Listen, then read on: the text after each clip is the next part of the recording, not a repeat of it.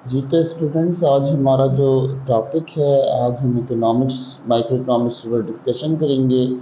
हमने reconsideration of value को discuss किया था, मगर हम थोड़ा सा इसको एलोबरेट करेंगे, थोड़ा बड़ा करेंगे ताकि आपको इजीली समझ में आए कि बेसिकली ये बहुत इंपॉर्टेंट कंसेप्ट है। हम जब आगे जाएंगे तो हम आगे बहुत ज़्यादा इसके ऊपर डिपेंडेंट होंगे।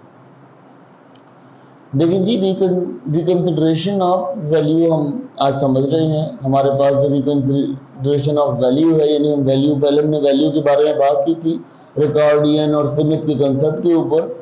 तो उनके कंसेप्ट जो थे वो ठीक, एक तरफ से हम कह सकते हैं कि वो उस वक्त के दौर में ठीक थे, लेकिन जब हमारी वांट्स बढ़ती चली गई, जब हमारी डिमांड बढ़ती चली गई, जब हमारा प्रॉफिट रेशियो बढ़ता चला गया, तो हमारे पास ऑलरेडी हमें क्या हुआ, हमें ये प्रॉब्लम हो गई कि हमने जो है ना उसको कैसे करना, कैसे, ठीक है, वैल्यू को डायग्नोस कैसे करना है। तो वैल्यू को डायग्नोस करने के लिए फिर जब 1850 से लेकर जो 1880 तक के इकोनॉमिस्ट थे, उन्होंने वैल्यू को कुछ इस तरह से डिटरमाइन किया। उन्होंने कुछ ये डिटरमाइनिंग की, उन्होंने मार्जिनल रेवोल्यूशन के थ्रू किया। मार्जिन क्या होता है? आपका बेनिफिट, आपका फायदा। मार्जिन बेसिकली क्या होता है? मार्जिन होता है मुनाफे को कहते हैं, मार्जिन। मार्जिन आपका होता है मुनाफा, मुनाफा, ठीक है जी। तो मुनाफा मार्जिन कहलाता है आपका, ठीक है। मार्जिन आपका मुनाफा होता है। जितना आपको मार्जिन होगा उतना आप गेन कर सकोगे, जितना आप प्रॉफिट कर सकोगे गेन, ठीक है। अब मार्जिन क्या था कि उसमें मार्जिनलिस्ट और एडिशनल यूनिटी। अब यहाँ ये कहते हैं, पहले वाली जो थ्योरी थी, थ्योरी के अंदर वही कहते थे कि आपके पास जो है वो वैल्यू कैसे डिटरमाइन होगी, जब लेबर फोर्स ज्यादा लगेगी तो वैल्यू डिटरमाइन होगी। फिर लोगों ने कहा कि नहीं भी, इसके अंदर जो है चीजों की कॉस्ट शामिल होगी तो उससे जो है वैल्यू डिटरमाइन होगी। और उसके बाद फिर उन्होंने जब मजीद इसके अंदर एवोल्यूशन आई तो उन्होंने कहा कि नहीं जी, इसके अंदर जो है वो कैपिटल कॉस्ट भी शामिल होगी तो जाके वो कॉस्ट डिटरमाइन होगी या उसकी प्राइस डिटरमाइन होगी, ठीक है। लेकिन ऐसा नहीं हुआ, आगे जाके उसकी इंपॉर्टेंस की वैल्यू को चेंज कर दिया गया। इंपॉर्टेंस क्या होती है? एक 10 एक्स कमोडिटी है मार्केट के अंदर, एक्स कमोडिटी है जो कि 10 है, नंबर ऑफ 10 है एक्स कमोडिटी, ठीक है। अब ये 10 कमोडिटी में से 9 हमारे पास बिक गए, लेकिन अभी 1 हमारे पास मार्केट में रह गई है। तो ये लास्ट पीस रह गया है मार्केट के अंदर। लास्ट पीस जब तक नहीं बिक जाएगा तब तक हम उसकी इंपॉर्टेंट यानी वैल्यू को डायग्नोस नहीं कर सकेंगे, जब तक वो लास्ट पीस नहीं बिक जाता। अगर वो लास्ट पीस नहीं बिकता है और वो मार्केट में ऐसे का ऐसे पड़ा होता है तो इट इज नॉट वैल्यूएबल, ठीक है। क्लियर हो गया? इसके कंसिडरेशन ऐसी हुई कि उन्होंने कहा कि जी, अगर पानी को देखते हैं तो पानी का जो गैलन है वो सस्ता है, क्योंकि उसका लास्ट यूनिट कभी होता ही नहीं है। पानी का लास्ट यूनिट कभी नहीं होता, हालांकि बहुत इंपॉर्टेंट है, उसकी वैल्यू बहुत हाई है हमारे पास, लेकिन उसका कभी लास्ट यूनिट, लास्ट गैलन नहीं हो जाता। कभी हम ये नहीं देखते कि लास्ट गैलन मार्केट में पड़ा है और वो लास्ट गैलन जो है वो लास्ट गैलन हो गया वाटर का, वाटर लास्ट गैलन में पहुंच गया, ठीक है। ऐसा कभी हो ही नहीं सकता कि आखिरी गैलन तक पहुंच जाए वाटर। तो मार्जिनलिस्ट ये कहता है कि आपकी वैल्यू, जो आपके कंसेप्ट की वैल्यू है वो कैसे है? वो वैल्यू ऐसे है कि आपने उसमें आखिरी नहज तक जाना है, आखिरी हद तक जाना है, ठीक है। आखिरी नहज, आखिरी हद तक जब आप जाओगे तो आपके पास मार्जिनलिस्ट कंसेप्ट आता है। मार्जिनलिस्ट कहते हैं एडिशनल, यानी आपने ज्यादा प्रॉफिट कमाना। कहते हैं ना जी, अक्सर हम बात करते हुए कहते हैं जी, हमें क्या मार्जिन हासिल होगा, आपसे डिस्कशन करने का हमें क्या फायदा होगा या क्या हम इसमें हासिल करेंगे। ये हमारी अक्सर कम्युनिकेशन होती है, यार मार्जिन क्या होगा, आप 30 से दे रहे हो लेकिन मार्जिन क्या होगा। तो वो मार्जिन क्या होता है? वो एडिशनल होता है, इसको मुनाफा कह लेते हैं, जो आपकी कॉस्ट से ऊपर आपको मुनाफा मिलता है, ठीक है। और मुनाफे के लिए वैल्यू डायग्नोस होती है, ठीक है। अगर मैं देखो सिंपल सी बात बता रहा हूं कि अगर गोश्त है 1100 रुपए किलो है, लेट सपोज हम इसकी जगह हम गोश्त रख लेते हैं, गोश्त को हम कहते हैं कि 1100 रुपए किलो है, ठीक है। अब वो जब तक वो आखिरी बोटी इसकी नहीं बिक जाएगी तब तक इसकी वैल्यू डिटरमाइन होगी, कि वो डिटरमाइन नहीं होगी क्योंकि उसके पास माल रह जाएगा, ठीक है। वो वैल्यू नेक्स्ट डे बेचेगा तो सीधी बात है उसकी वो कॉस्ट नहीं रहेगी, वो वैल्यू नहीं रहेगी। अगर वो नेक्स्ट डे बेच देता है गोश्त को, ठीक है, तो उसकी वो वैल्यू नहीं रहेगी जिस वैल्यू को वो बेच रहा था। चीजें अपनी वैल्यू के अकॉर्डिंग जो है प्राइस डिटरमाइन करती है, ठीक है। लेकिन अगर हम करंट कंडीशन के अंदर, पाकिस्तानी करंट कंडीशन के अंदर बात करें, तो यहाँ वैल्यू की कंडीशन है कि अब चीजों की निस्बत आपका जो रुपया या आपका जो पैसा है वो गिर रहा है, ठीक है।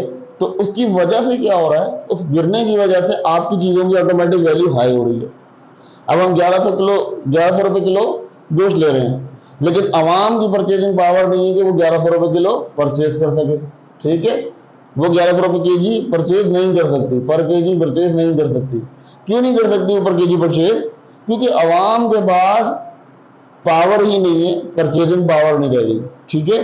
तो वो क्या करते हैं, उसकी चीजें बच रही हैं, तो उसकी वैल्यू डाउन हो रही है। गोश्त की भी वैल्यू हमारे मुल्क में डाउन होना शुरू हो गई, एक एग्जांपल के तौर पर। इसी तरह कोई ऐसी कमोडिटी है जो कमोडिटी आपके कंट्री के अंदर वैल्यू डाउन कर रही है। क्यों डाउन कर रही है? क्योंकि उसकी कॉस्ट बहुत हाई हो गई, ठीक है। वो गरीब आदमी, काम आदमी के, जिसे कहना चाहिए काम आदमी के,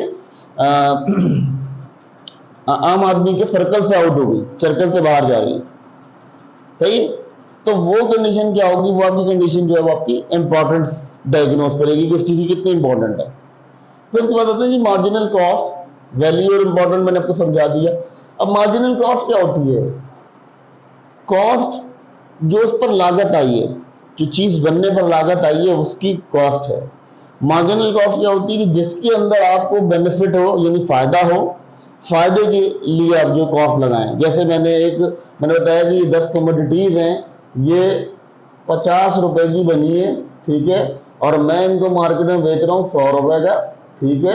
तो ये मेरी कौन सी कॉस्ट है? ये मेरी कॉस्ट है मार्जिनल कॉस्ट, जिसमें मैंने अपने आप को, ये हमारी मार्जिनल कॉस्ट हो गई, ठीक है। ये हमारी हो गई मार्जिनल कॉस्ट, ठीक है। और ये हमारी हो गई value in the market, market value, ठीक है। ये मार्जिनल हो गई और ये वैल्यू कॉस्ट हो गई इन दी मार्केट। अब ये कॉस्ट क्या है? कॉस्ट मैंने कोशिश ये की है कि सबसे सस्ती कर दी, चीज बनाई सस्ती, मगर उस पर मुनाफा ज्यादा कमाया, ठीक है। तो ये अपना कंसेप्ट जो है वो रिकंसिडरेशन हुई यहाँ पर। उन्होंने कहा कि जब तक लास्ट यूनिट ऑफ कमोडिटी नहीं बिक जाएगा, तब तक जो है वो मार्केट में किसी भी चीज की वैल्यू डिटरमाइन नहीं होगी। और वैल्यू डिटरमाइन करने के लिए आपको जो है वो उसका लास्ट यूनिट ऑफ आइटम बेचना पड़ेगा। फिर आ जाते हैं प्राइस डिटर्मिनेशन पर। प्राइस कैसे डिटरमाइन होगी इस सिस्टम से? देखिए, अगर एक पड़ी रह जाती चीज, तो उसका मतलब है कि उसकी लेस इंपॉर्टेंट है, वो कस्टमर को नहीं चाहिए, कस्टमर को इसकी जगह कोई और चीज ढूंढ रहा है। तो जब वो आखिरी, अब ये 100 रुपए की थी, ठीक है, मैंने 100 रुपए की मार्केट में बेची, 50 रुपए की कॉस्ट आई थी। मैंने क्या किया, मेरा ये आइटम जो था 70 आइटम थे, 70 आइटम थे, ठीक है। ये 70 आइटम की कॉस्ट थी, ठीक है। अब 70 आइटम की कॉस्ट में अगर मैं देखता हूं कि यार अगर मैं इसको 50 की जगह 75 में भी बेच देता हूं, ठीक है, अगर मैं 50 की जगह 75 में बेच देता हूं, तो मेरे पास क्या आ जाएगा? मेरे पास मेरी चीज को लोग वैल्यू करने लगेंगे और वैल्यू करके उसको खरीद लेंगे 75 रुपए में, ठीक है। क्लियर हो गया? तो ये जो स्कीम्स आती हैं कि जी 5 रुपए फ्री या 10 रुपए फ्री जो कंपनीज करती हैं, वो इसीलिए करती हैं कि उनके पास स्टॉक पड़ा रह जाता है और उनको उनकी कॉस्ट नहीं मिल रही होती। यानी अगर वो 135 रुपए या 100 रुपए की कमोडिटी बेच रहे हैं, तो वो क्या करते हैं, वो उसको कम करके कॉस्ट को क्यों कर देते हैं? क्योंकि उनको ये माल निकालना होता है, उनका ये माल जो है प्रोडक्ट्स पड़ी हुई होती है, उन्हें प्रोडक्ट्स बेचनी होती है। तो बेसिकली वो इसलिए ऐसा करते हैं कि आपको वो चीज 75 रुपए की मार्केट में बेच देते हैं, आप 100 की जगह 75 बेचते हैं, हम फिर उसको ले लेते हैं कि यार इसकी वैल्यू बनी हुई है, क्योंकि ये प्राइस में कम हुआ, तो इसका मतलब है कि इसकी वैल्यू हाई हो रही है, ठीक है। और वो एक तरह से सेल्स स्ट्रेटेजी होती है। लेकिन सेल्स स्ट्रेटेजी से हटके अगर हम मार्जिनल कंसेप्ट के ऊपर बात करें, तो वो ये करते हैं कि अपना लास्ट कमोडिटी ऑफ गुड को बेचने के लिए ऐसा सिस्टम बनाते हैं कि उनकी लास्ट कमोडिटी ऑफ गुड बिक जाए, तब वो प्राइस डिटरमाइन कर सकते हैं अपनी, जो नई प्राइस हम क्या रखेंगे। फिर वो इसको भले 80 रुपए का कर देते हैं। जब आवाम को पता चल जाता है कि इसकी 75 रुपए मिल रही है, वो 80 रुपए करके उस पर 30 रुपए मुनाफा कमा रहे हैं कॉस्ट के ऊपर। या चलो यार कॉस्ट बढ़ भी गई, 55 रुपए हो गई, और ये 55 रुपए हो गई, और हमने इस पे 30 रुपए डाल दिए, तो ये 80 रुपीज हो गई, ठीक है।